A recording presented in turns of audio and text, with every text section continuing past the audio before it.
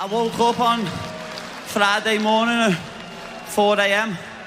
to a message that one of my friends back home had killed himself. There's a stigma in this world that men can't talk. Listen, if you're a man and you've got weight on your shoulders and you think the only way you can solve it's by killing yourself, please speak to someone. Speak to anyone. People would rather, I know I'd rather me mate cry on my shoulder than go to his funeral next week. So please, let's get rid of this stigma and men start talking.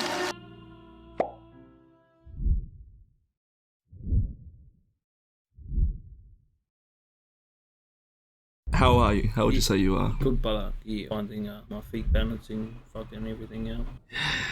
That's always a funny one to start with. How am I? I don't know, bro. Bit overwhelmed. Yeah, bit overwhelmed. But yeah, we'll get there, bro. I'm good. Yeah, I'm good. Life's good. I'm good, thanks. Life is, you have our ups and downs. At the moment, I'm just enjoying it. I'm good, thank you. I'm a little bit stressed. Got exams coming up. Yeah, it's a bit funny. I've been dreaming about uni. It means I've been thinking about it too much. I think professionally, happy where we are, and personally, happy with what my partner and I are sort of building at the moment. We're just working on us. Doing my favourite hobbies, such as fishing, riding my bike and all of that. Got a bit of illness in my family that I'm dealing with at the moment. There's a couple of things I'm balancing, but on the whole, I'm pretty content. Yeah, bro. No, otherwise I'm all good. I'm pretty happy at the Good moment. to be back here, though. It's always good to be back home. How often would you say you check in with yourself? Probably not regularly. Yeah, probably not regularly. Not often. Probably just use other stuff to drown that out, really. Probably not enough just to start off with, but I'd say probably once a week. On the weekends, generally, I like to take stock. I like to take stock for the week ahead, make sure I'm in a good place, get everything sorted. Quite a lot, actually. After high school, that's when I first developed mental health problems. That was a big learning curve for myself, and sort of took bullet points, or if it did occur, the next time. Well, my idea of checking in with myself is probably just having a moment to myself, and I think because of how hectic our lives are, it's hard to check in on yourself. I'm probably one of the few people who's gonna answer too often. At the moment, I've been through a bit of shit. Like, I just been diagnosed with epilepsy at 26 years old, which is a bit odd. 5 seizures this year for the first time in my life. Been to hospital about 4 times in the ambulance this year. So, it's been a big year for reflection. Normally, that involves talking to someone,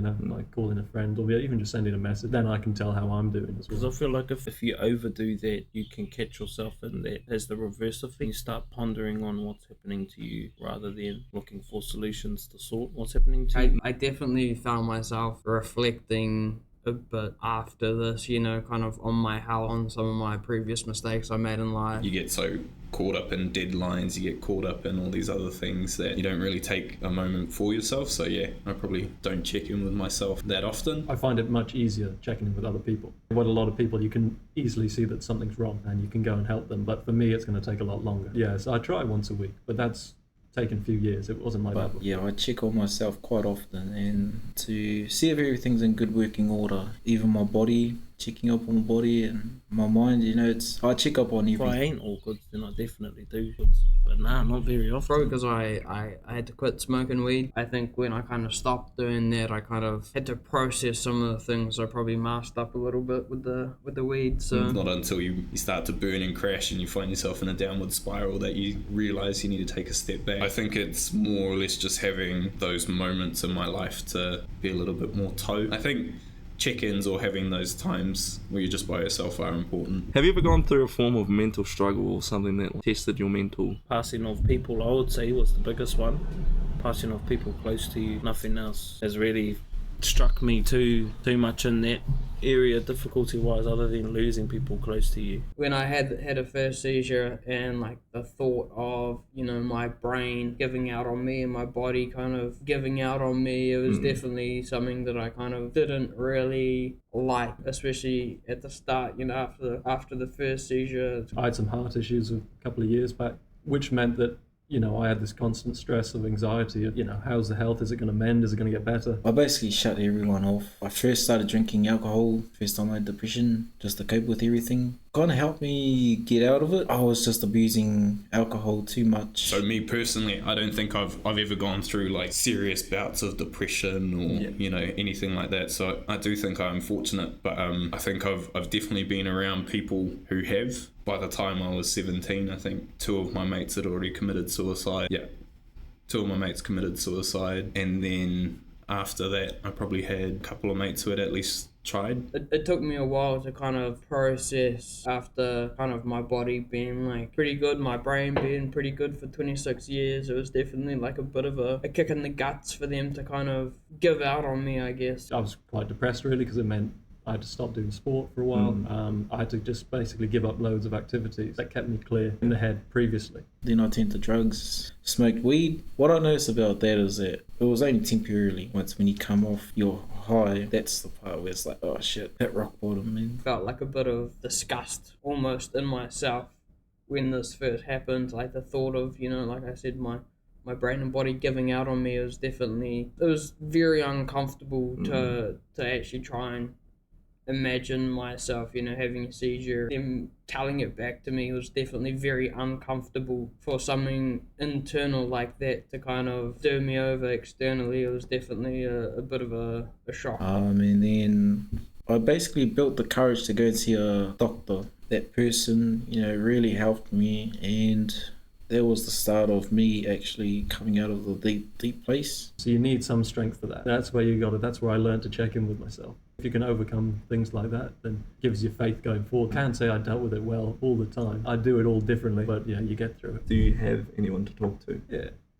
I'm quite fortunate in the sense that I've got some mates that I grew up with who I still am able to talk to. Yeah, I got my partner who's pretty good. Like she can always, you know, be a bit serious when you need. I have a real good friend who I talk to, especially about mental health. One thing I know is, you know, you reach out via text and you'll have support there. And the flesh can be a lot harder. I think I do. I think everyone does. The greatest obstacle is ourself. I've always found it very uncomfortable talking about emotions and shit like that. It's not really something that I enjoy sharing. This is definitely like a bit of a big step for me talking to you about it. I think when you come from sort of the lens, you know, it's you don't want to put your dramas on someone else. That's a big thing probably stopping me out. I'm not sure if I can speak for the rest of the male cohort. Yeah. Definitely, 100%. Even express them to people I don't trust, like unwillingly sometimes. But yeah, definitely able to sit down and open up about it, because I think that's sort of one thing that keeps you sane, eh? I can talk to my partner. I'm sure I could talk to other people, like I got family members, you know, who I'm sure I could talk to. Even if it's just by the phone, by message or whatever, I can sort of, if I'm in a bit of need, I can just call them up. But probably just won't, like it's definitely not something I really want to share. And I don't know if it's part of that stigma of like, you know, feeling shame about your mental health or whatever, but it's just definitely something I don't really feel comfortable talking about. You can't sit there and be open and honest about how you're feeling or what's gone wrong, what's making you feel the way you are, then that's where you get stuck, I believe. You feel better yourself afterwards as well. I don't think a lot of people realise. There's always one thing with men that I've heard, that is that men can't cry, or men are not supposed to cry. I feel like bodies are meant to cry. We're very reactive, not proactive. So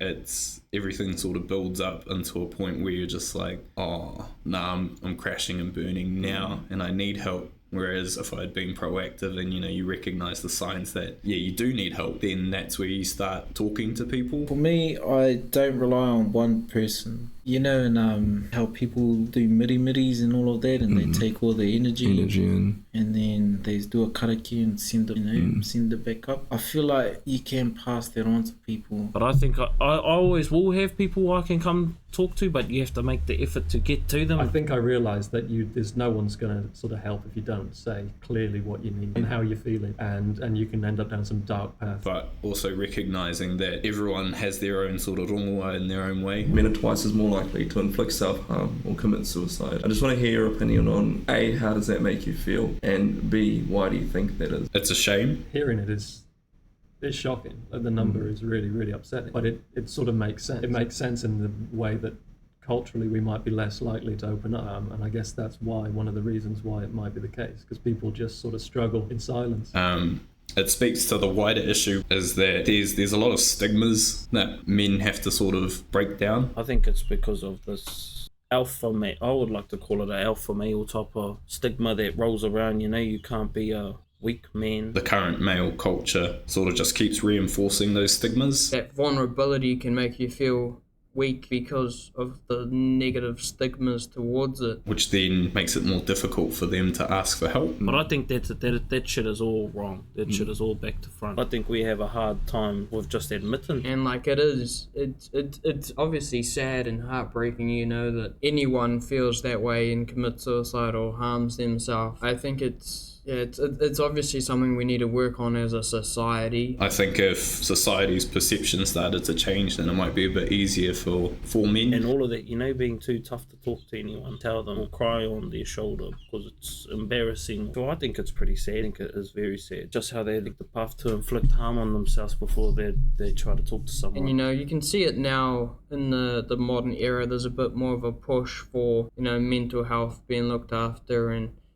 talking and stuff like that. The idea of what it is to be a man is changing, and I think that does great steps towards breaking down those obstacles. You're just prioritizing being, the masculine form. It doesn't work all the time. It doesn't work. It doesn't prove much either. But yeah, the peak form is someone who can just open up and be totally honest with everyone, and I think they do better. Yeah, it's a very, very sad. I think if you ever get to that point, then you should definitely talk to somebody. And if you don't want to talk to somebody in your family, I think there are, I'm not 100% sure, but I think there are crisis lines you can call for mental health. But considering that it's 2024 and those statistics are still the same, it's a shame. Yeah, it's definitely something we need to work on as a society.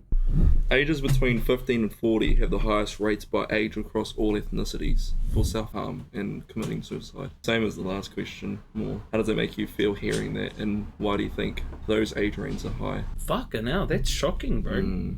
I didn't actually know that. Yeah, those are stressful years. Those are formative years. Teenage sense of being 15, and I can see how people sort of feel isolated and they might not feel the sense of community at that age. That's kind of when you get that self-awareness. You also kind of get like those more emotions like love and lust and judgment and shit like that at high school. Probably pretty bad in the modern era with cell phones and TikTok and all that kind of stuff. I think maturity and haven't met the peace in their life. The people on the younger side of things are looking at this is it for the rest of their life. By the time I was 17, two of my mates had committed suicide. I know, coming from their sort of background, there was a lot of pressures. One of my mates, he felt he had no one to talk to, and he felt that it would be better for everyone else around him. That's where his thinking came from. And then my other mate, his sort of thinking was, his life sucks. The thought of 14-year-olds being self-harming or being depressed is obviously heartbreaking. They haven't given themselves enough time to grow into another situation,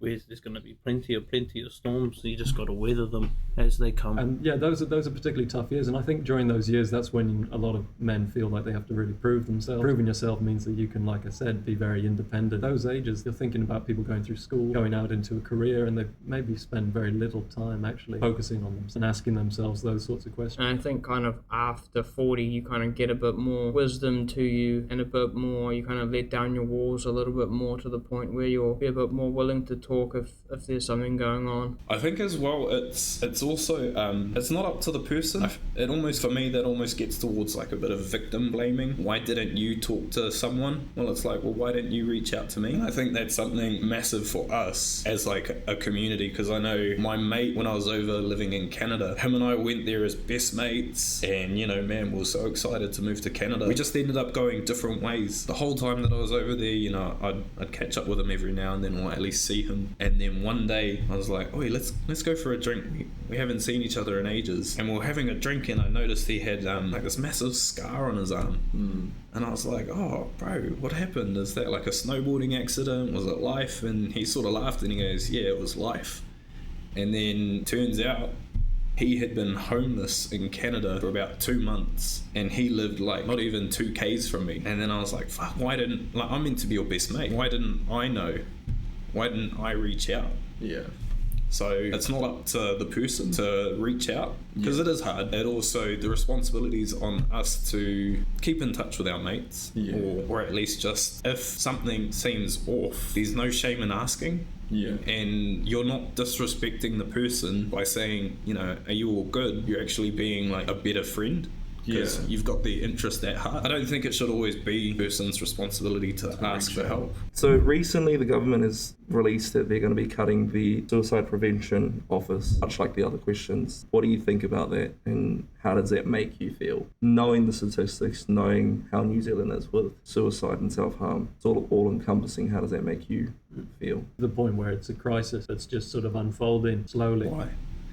Why would they? Bullshit. Oh, that makes me angry. Cutting things like that is kind of just like a low blow, and it kind of just disrespects anyone who's going through that or who's been through that. If the statistics aren't getting any better, which they're not, and the funding is being cut, which it is, then you can only sort of assume that things are going to get harder for young people, for everyone. Especially if you chuck in the fact that they were all scheduled to get pay rises, but they would cut a suicide prevention line when our biggest problem will be suicide. I mean, the numbers are there. People obviously need support. And that infrastructure is so important for a lot of people, maybe more so people who don't have anyone else around to talk to, or anyone they want to talk to. Because when you take those services away, those services don't just help the victim, they potentially help such a greater community, the whole family, community. When one person takes their life, it's not just one person affected. You know, New Zealand's got a great reputation of being like a great country, you know, like a caring country, a kind country, a friendly country. And if we're doing this to our own people, what does that say about us, you know? Is there anything that you're doing now to improve yourself, whether that be mentally, physically, emotionally, spiritually? I used to be 124 kg. Now I am 95 kgs. Yeah. Started journaling. Nice! Started writing. Yeah, I mean, I was definitely, like, I was going to the gym. I kind of had to stop doing that a little while ago just because I kind of injured my shoulder. So I need to kind of just wait for that to recover and then make a new plan around this epilepsy because they don't want me lifting weights above my head. I think work definitely, but social interaction. The more people you meet and the more knowledge you pick from them, just in that alone upgrades you a lot. Like I said, my partner and I, we're working more on us, both as a relationship but also individually. You know, you fall and you slip and you're like, I need to make a couple of changes, and now I'm just writing down. I don't put stress on myself to do it every day because I know I won't, and that would have stressed me out before. Yeah. The fact I wasn't keeping up with it. But yeah, just writing out a few thoughts, a couple of basic things, and that's one. But that's it. I basically just go for walks, do the trainings here and there, switched up my eating like we spoke about before. I do check up on myself mentally. Getting a bit more into the gym, eating healthy. So I think it's creating healthy habits within our life that keeps us positive. That has really made an impact on my energy. I just like to keep my health in check, make sure that everything's okay. By me checking up on myself, I can kind of detect if I am going to go back down that pathway. I found that definitely helped, you know, feeling strong, feeling competent in my body definitely helped me a lot with that after struggling with my body kind of giving out on me. I think I could do way more in terms of actually communicating with people, but doing a bit of a stop check with yourselves, I find is quite good because you carry so many thoughts with you non-stop, firing around your brain all day. But if I just put it down in writing, then I feel like it's a matter of record, and I can actually move on to doing something about it. I think I'm definitely doing better for myself and just at peace. You know, I've come to be quite grateful for a lot of shit that's happened in my life, and that's sort of, I would say, one of the best things is to be grateful. Just doing what you know makes you happy, as long as you're not hurting others, you know, it's kind of good. Get out there, enjoy outside. What keeps you pushing on? Now that I am expecting my firstborn, definitely that. But myself, bro, like, fucking come way too far to just hold out now. Feeling good keeps me going. Wanting to be healthy, wanting to feel good. Well, you know, there's heaps of things, and I'm very fortunate that I've got these wide selection of things that help keep me going. My partner being probably one of the main ones. We're building our life together, so we want the life that we build together to be, you know, meaningful and rewarding for both of us. I want to go a lot of places in life, like this. Whole lot of places I want to go. Europe, I want to travel the world, bro. Sort of that type of stuff, personal goals. Our people paddled here fucking how long ago, bro, following stars for us to just fucking Not sit on doing our anything, ass all day. Fuck, Be mate. happy keeps me going. You know, I felt sad before, I felt down before, I've been through some shit before, but you gotta get yourself out of there because it's not fun being down there. I've been through my struggles. After going through all of that, I just like to help people and as much as I can. I think that by me talking to you can hopefully sort of make a difference in someone else's life. You know, feel that shit, but then use it to propel yourself forward so you can keep enjoying the good shit life has to offer as well. My dad's nearly 55, so he came up from the era where you were stereotypical, tough guy, but he's been such a cool role model as a male.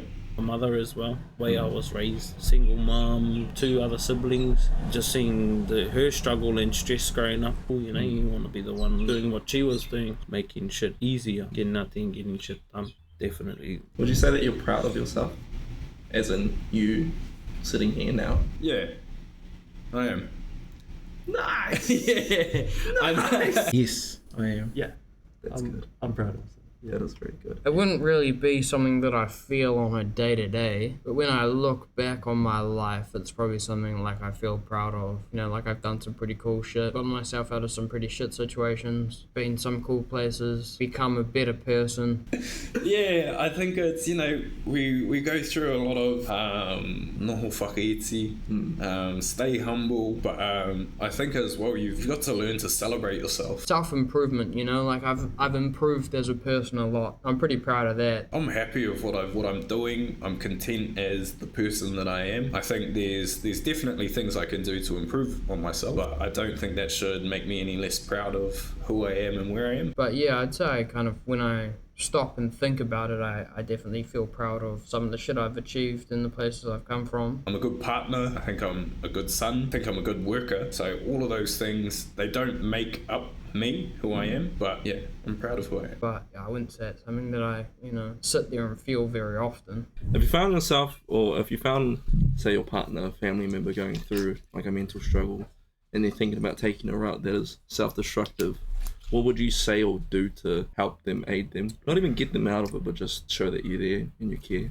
I think the best way to go about it is to not treat them like they're like that. Treat them normally, but I think Understanding who that person is, like I said, everyone takes help in different ways. Just sort of reiterating what we said a bit before, reach out as much as possible to people around you. Make sure they know that I'm there for them. Make sure they know that I care for them. Make sure that I have love for them straight off the bat. And then after that, I guess they want to do shit with them, So if it's your homie, cool, we're going fishing.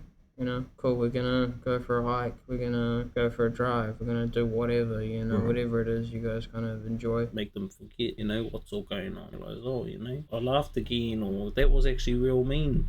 Bro, thank you for that. Give them just that thrill of happiness again, I think is all they need. I think one of the key things to understand or do is to realize the difference between empathy and sympathy. Ask them what they need and help them be there as much as you can for them, I guess. Because there's really only so much one person can do. It's kind of, as a community, we need help. You need a lot of help when you're feeling down. But yeah, I'd say definitely talk to them, help them, try get them out. Even if they might not feel comfortable at the time, I guarantee that the results of doing it, even you just doing it yourself, will make you feel way, way better. And you'll be surprised how open a lot of people and how compassionate they are. And it was actually Winnie the Pooh that taught me this. So there was a scene where you have, I think the donkey, he was in a hole, and he's sad. You have Piglet, who's outside of the hole, and he goes, "Oh, are you all good?" And then Donkey's like, "Oh, eel." He's like, "Nah, I'm in a hole." And then Piglet's like, "Oh, that sucks, bro," and then sort of just goes. So that's sympathy. You can be sympathetic towards someone's situation. But then Winnie the Pooh comes along, my man, and he goes, "Oh, you all good, bro?" And then Eel's like, "Nah, I'm in a hole." And then Winnie the Pooh goes, "Oh, sweet, I'll jump in the hole with you." So I think empathy isn't just acknowledging someone's situation, it's being there with them. They want someone in their corner. Staying inside can be pretty bad for you if you're in those kind of depressions, and just help them enjoy living life. I think sometimes we kind of focus a bit too much on what humans have made society. I have to achieve, I have to get a good paying job, I have to buy a house. Just go out there and enjoy it a little bit, Enjoy the sunshine, enjoy the water, enjoy the trees, enjoy the wind. Definitely probably the easiest thing you can do. I think that's really all it is. Malnourished or a bit of aroha.